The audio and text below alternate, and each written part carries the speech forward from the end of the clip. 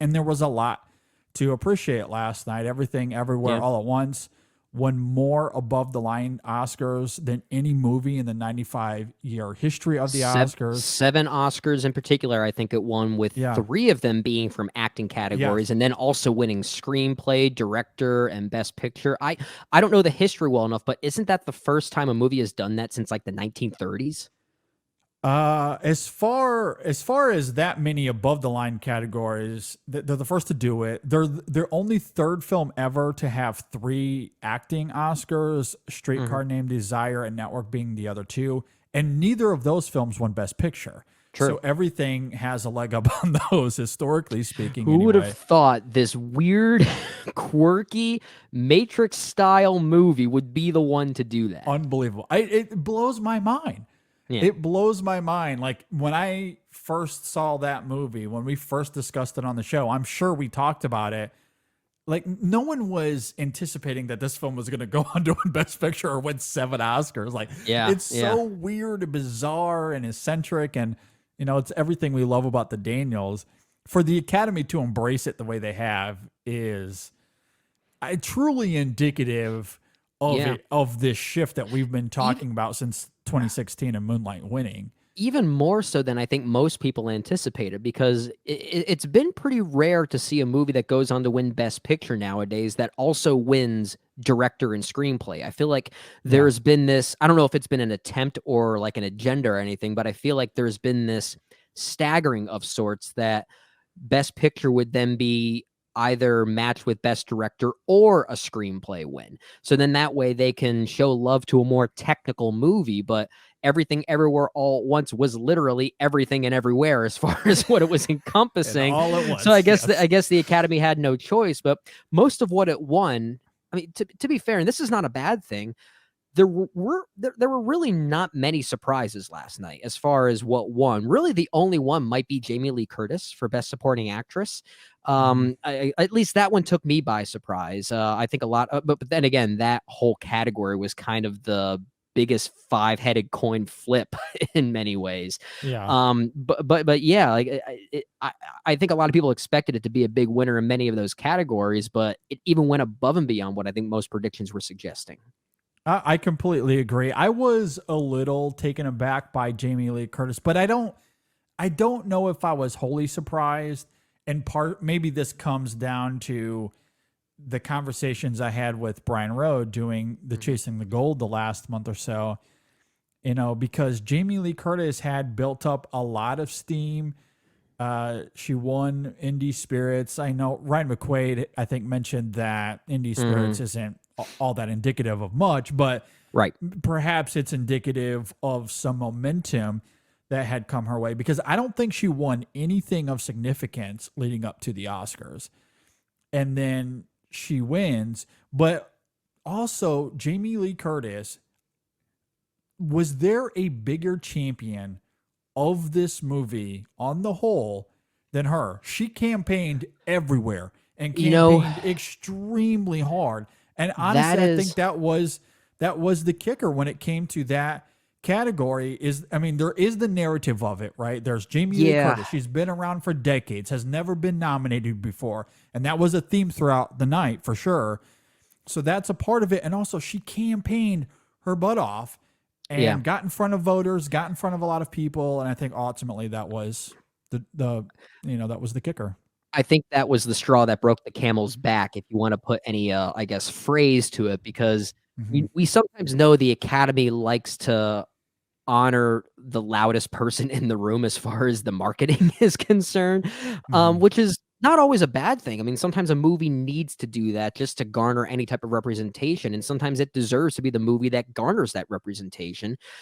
But yeah, because Jamie Lee Curtis was so vocal about being a proponent for the film, it almost falls into like the Andrea Riseborough kind of conversation of sorts, Sure. Yeah. in a different way for sure, maybe with a different agenda given who is involved in those conversations. I don't want to talk about that. But yeah, like Mhm. because she was so vocal, she became kind of this face for the movie that was going to get honored so much that it calls attention to voters, I guess. And Yeah. maybe that's what it was. No, I completely agree. I think that's very much what it was in a lot of ways. I do wonder how it'll age though. I don't. My gut instinct is that it won't age all that well. Her win there. I think it'll be lumped in with the Scorsese, Departed, the Leo, Revenant It'll be kind it'll of be discourse. it'll be seen as a legacy win for Jamie Lee Yeah. Curtis as opposed to Jamie Lee Curtis's performance in that movie. And she was Yeah. probably my least favorite of the 5 nominees. I really like her in the film. Don't get me wrong. I'm not trying to Same. suggest Yeah. that, It's but not a knock on her. yeah, Yeah. but I've seen other performances from her that I much prefer. I liked her in Freaky Mhm. Friday, if I'm being honest. I think her performance there is even Yeah. better in its own way, but yeah, it does feel like a legacy win, which the Mhm. Academy's done before. You know, they're no stranger to that.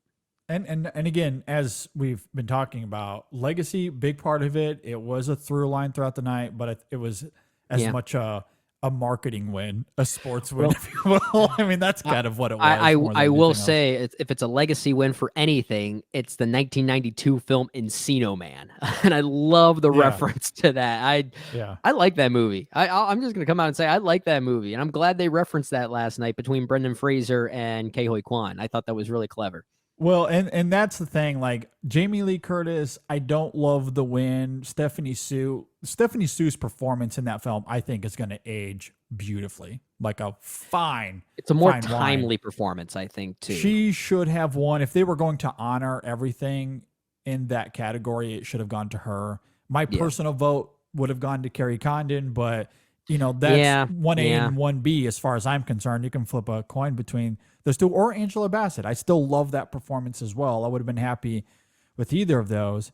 But when it comes to supporting actor, yeah, Ke Huy Quan winning, I mean, how can you not love the guy? Like his joy is so palpable and so incessant. It Yeah. never dissipated I mean, from it's South by last year till now. Like it's that's the thing. always Like, been there. would he have been my vote of the 5 nominees? Probably not. I think I would have given it to in fact, I know I would have given it to Barry Keoghan. He was my favorite of the 5, but I almost would have been tempted to vote for Ke Huy Quan because I would have rather seen his speech. And it was worth it. It was great. Yeah. I even tweeted this, "If you weren't tearing up during his speech, then I don't like you." It's as Mhm. simple as that. Like it wasn't even just what he said, just looking at him. He didn't even have to say a word. Your heart was breaking for the guy. You felt Yeah. such joy to see what he was going through.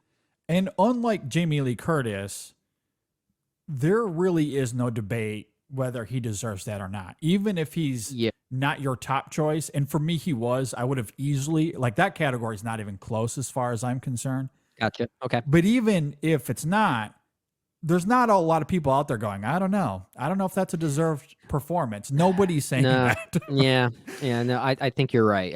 I'm not going to say he was the glue that held that movie together, but I mean, between him, Michelle Yeoh, and Stephanie Sue, I mean, if any trio from that movie should have won awards, it should have been the 3 of them. I agree. I agree. I mean, say what you will about Michelle Yeoh, Sue, and they are really great. We'll Yeah. get to Michelle Yeoh here in a little bit, but I think Ke Huy Quan is just as important. If his Yeah. performance is lesser than what it is, I don't think the film is quite what it was in the end. Yeah. Especially when you think about the Wayman sequence that takes place near the third act. I mean, that's Hmm. one of the best sequences of the entire year, and he's a big reason that works. Absolutely. So, yeah, it's a great performance. Do love that. And then of course Michelle Yeoh, the second woman of color to win an Oscar in 95 years, which is not Yeah. great. Not great. And she's the first Asian actress to win for leading actress, which is also incredible. So I love the historical nature of it as well. And I Hmm. will also argue, I know that the internet likes to pit them up as a rivalry, even though it's not a rivalry, and we should Yeah. stop Yeah. that because Kate Blanchett is also phenomenal. And Tar, if she would have won, I would have been equally as excited. Hmm. But Michelle Yeoh deserved to win that award last night as well. It is not just a legacy thing. It's not the Jamie Lee Curtis thing. It's It's not sort of all pandering the to above in some ways. diversity. It's not one thing over the other. There are a lot of factors that incorporate all those things that led to her win. The only difference Yeah, is she is the reason that movie works so well, and it's such a yeah. towering And I performance. want to emphasize that because we can Hmm. talk about the historical nature of it. We can talk about, the greatness of what she brings to to that win and that category, given those exterior factors. But I want it to be crystal clear that more than anything else, she earned that Oscar. Her performance is that good. And that's She's where you have phenomenal in that film. that's where you have to separate in some cases the legacy win versus the earned win, and what happens when both of those are kind of coexisting in the same awards win, right? Because sometimes that does happen. And that kind of was the case with Michelle Yeoh, but the difference here, unlike, let's say, I don't know, Martin Scorsese winning Best Director for The Departed, okay, like that was very much a win because he is Martin Scorsese. He could have directed anything that year, and they probably would have said it's his time, it's his time. He could have directed a commercial, and they'd say, oh, short film, we'll give it out a Best Director nom. It'll be a first time for everything. It'll be unique.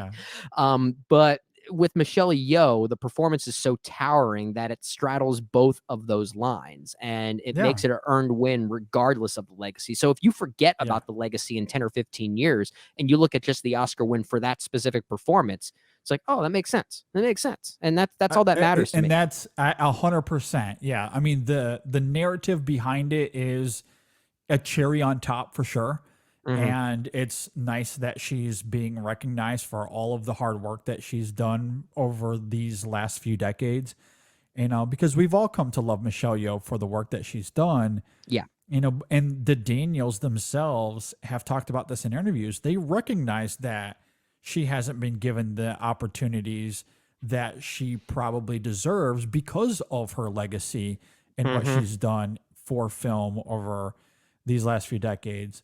So it made me go back and think about it too, like just given her own legacy. That I remember we were all watching the James Bond films in preparation for No Time to Die coming out, and I gave the Pierce Brosnan films a revisit, and I ended up liking Tomorrow Never Dies the best, and it really was because of Michelle Yeoh. Like, it had nothing to do with him or the movie he was in. In fact, it's not even that great of a movie, but I wanted to see more of that character, and that just proves how great she is as a performer and as a presence in general.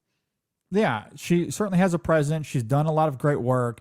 The narrative is there, but more than anything else, she deserves that award. She earned it with her performance. Singularly, that alone is more than enough. And I mean, let's be honest, that's what it should come down to. We know that's not what it all comes down to, but that should be the thing. And again, in another 30, 50 years, if we're looking back at this debate, yeah, I will listen to the argument about Cate Blanchett because she's also great and also earned the Oscar, but there's only one of them. Yeah. And I don't like the argument that Kate should have won because she earned it. That's not enough for me because Michelle Yeoh also earned it. So, it's two things. Like, who do you think was the best performance of the five versus those who simply earn it because it was a great performance? Sometimes I don't really care. As long as the performance is a worthy awards win, I'm fine with that. It becomes different if I'm actually part of the voting process. If I'm part of the voting body, it's different. And to be honest, Cate Blanchett was probably my favorite of the five, but that doesn't mean I'm butthurt that she didn't win. I don't play that game. That's a boring game, if you ask me. That just gives you something to complain about.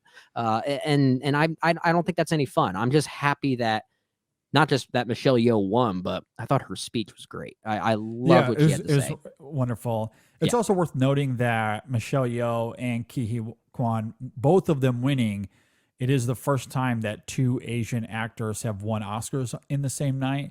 So that's another notch on the belt for Everything Everywhere All at Once. And in addition to all of its other records that it shattered last night. And speaking of Ke Huy Quan, we also have to note the hug, the moment with Harrison Ford, and the nostalgia of that. Oh my God. It's just incredible. This is such a lucky accident in some ways because we clearly have Indiana Jones and the Dial of Destiny coming out later this year. That's been in development for a while. Long time, I mean, what if, and I say this with a big what if, Lucasfilm, whoever, Spielberg tied to it before James Mangold was, and whoever's involved in the writing. What if Short Round was never originally supposed to be part of that movie? They're probably thinking, crap, we got to plan some reshoots now. And I wouldn't be surprised if that were happening. Just a cameo. If nothing else, a little cameo would be fun. I mean, look at it this way. There's a new Disney Plus show coming out, right? There is, American Born Chinese that features pretty much the cast of Everything Everywhere All at Once. So Disney is now trying to bank on the success of that movie. It is so as lazy if to say that they're part of it. I mean, come on. Not even trying to hide it. Disney's Yeah. just like, we're gonna take the exact same cast and put them in a new thing over here. It's like, what are Oh, you gosh. doing?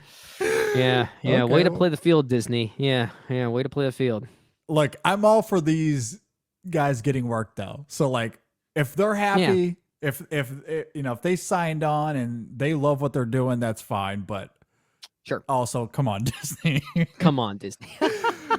Yeah, but that was a great little moment with Ki Kwan and Harrison Ford. I thought that was really great, really touching, as if he didn't already shatter our hearts earlier in the night with his speech. And I'm Yeah. with you. That was an incredible moment, just him talking about, coming over on a boat and the American dream and everything along with that. And yeah, it was a very, very poignant speech. Really, all of the speeches I thought were very good.